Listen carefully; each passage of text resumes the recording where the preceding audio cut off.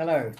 So we wanted to talk today a little bit about the kind of health of the nation, really, and obviously the current situation that we're living under is pretty scary for a lot of people. And what's really struck us, I suppose, a little bit between the eyes and made us kind of think hard and think really about the learnings from this situation is so many deaths are being caused through underlying conditions at the moment, and obviously those people who are already compromised through suffering from some of the common conditions are actually put under even more duress in dealing with the virus. So we thought it would be a useful opportunity to maybe step back a little bit and kind of consider some of those underlying health issues and uh, what we might actually do to alleviate those both now and also in future. And that's something that both Annette and I are very much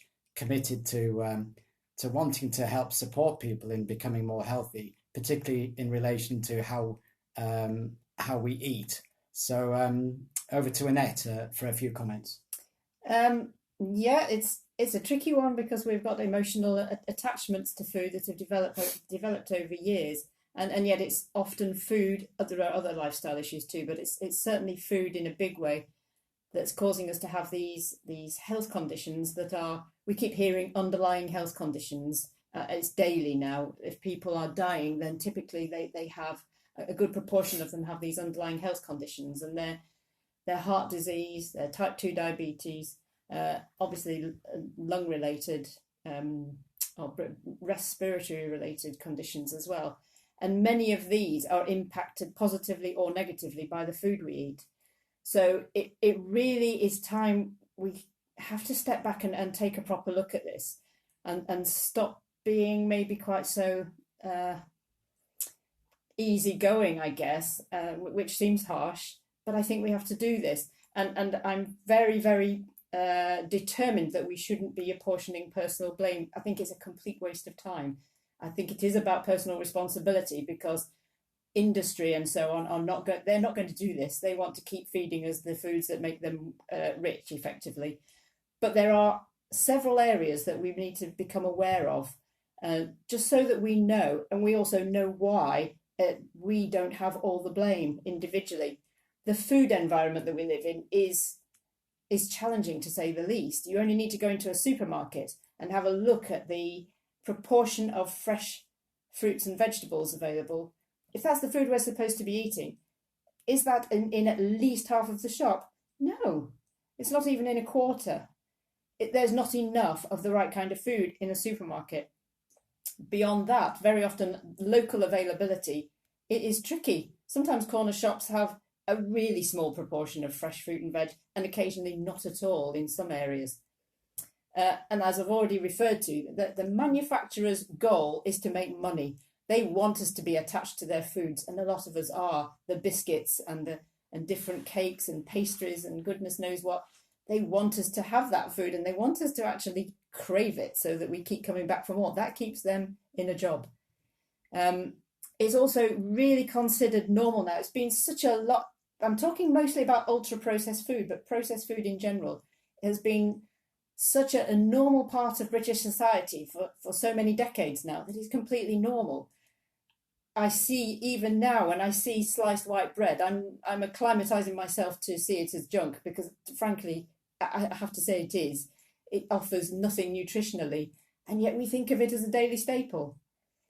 And several other items of food as well would fit into that category. We also get multiple conflicting information from the media. Something one week is good for you, the next week is not good for you. Those kinds of stories, and we don't know where we're up to.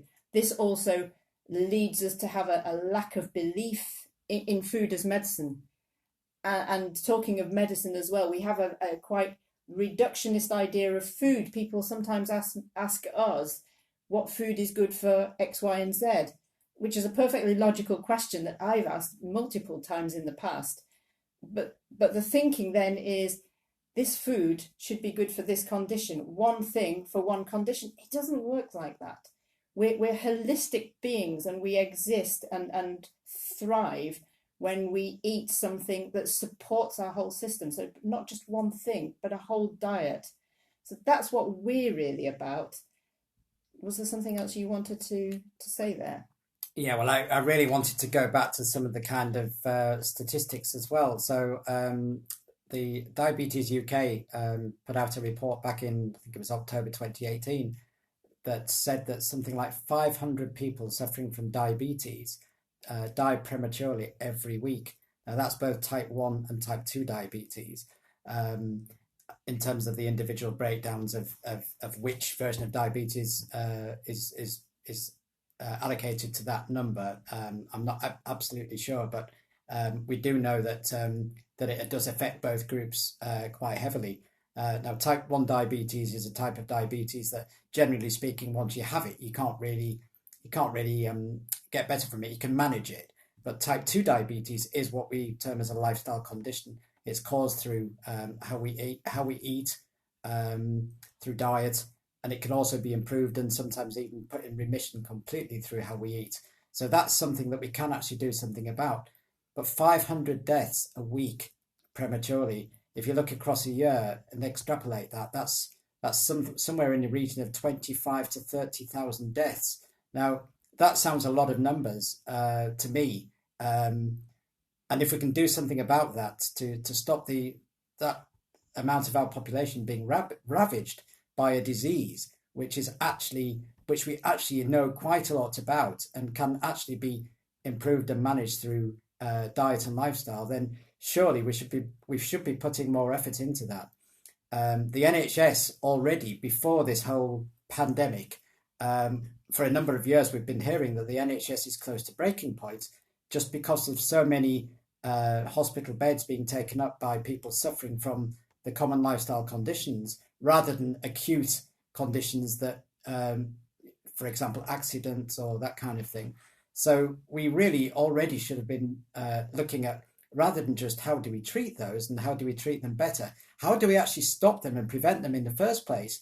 And for us, that's something that really seems to be always missing in the whole debate about diabetes and obesity and other lifestyle conditions, heart disease as well. How do we actually start at the source, and how do we actually improve people's lifestyle and also help people to actually to not suffer from those diseases in the first place? For me personally, something like 10 years ago, I was at a point where I was also very concerned about my health. I was considerably overweight. I was something like 40 kilograms heavier than I am now. And I was on medication for high blood pressure. I'd been put on statins to manage cholesterol. And I was just not in a really good place in some ways. And then I discovered kind of how diet can really help. And I don't mean going on a diet. I mean actually just changing my diet. And now I live very much on a diet that's based up of plant-based whole foods. And I very, very kind of steadily lost weight, lost around, 40 kilograms over the last 7 years without doing it all at once. And was able to come off all of my medication, feel so much more energy, absolutely love the food we eat. And for me, it's about inspiring people and getting excited about the food. And I think that there's so much that we can do to improve our health and our outcomes just by looking at those things that we do every day. And eating and exercise are two examples. Also looking at some of the things like smoking and alcohol and addressing those, And stress. and stress as well.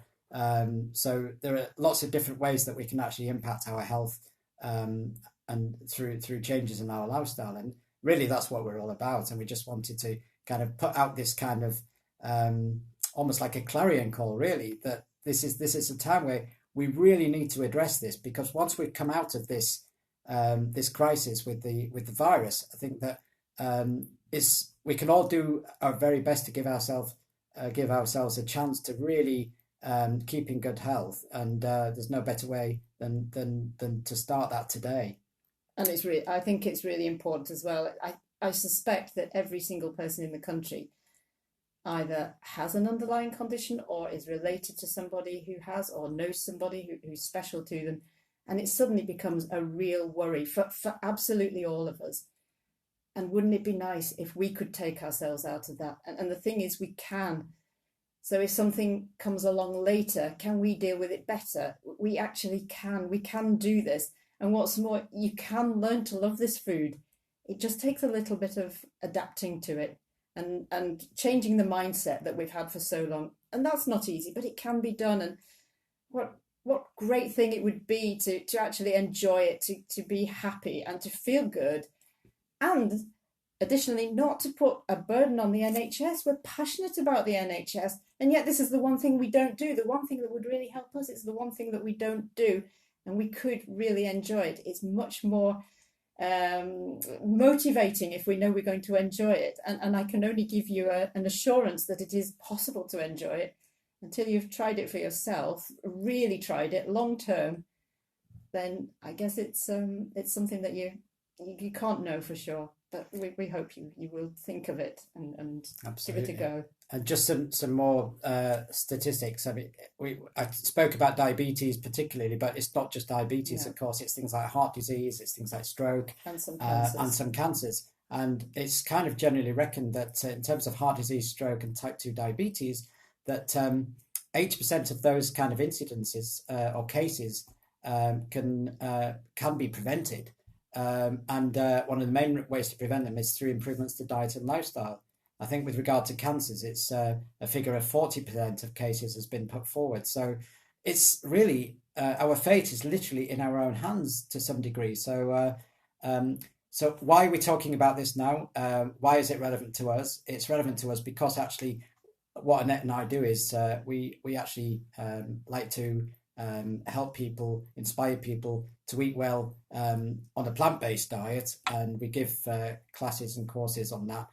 We're just a little bit in kind of remission, as it were, at the moment. Well, limbo, but that's certainly something that we'll be continuing to do, and we feel that we've got a lot of exciting things to talk about. And if anyone wants to get in touch with us, then they're welcome to do so, and we can tell them more. So I think that's probably as much as we wanted to say for now. For this one, there'll be more of these. So thank you. Yeah, thank you.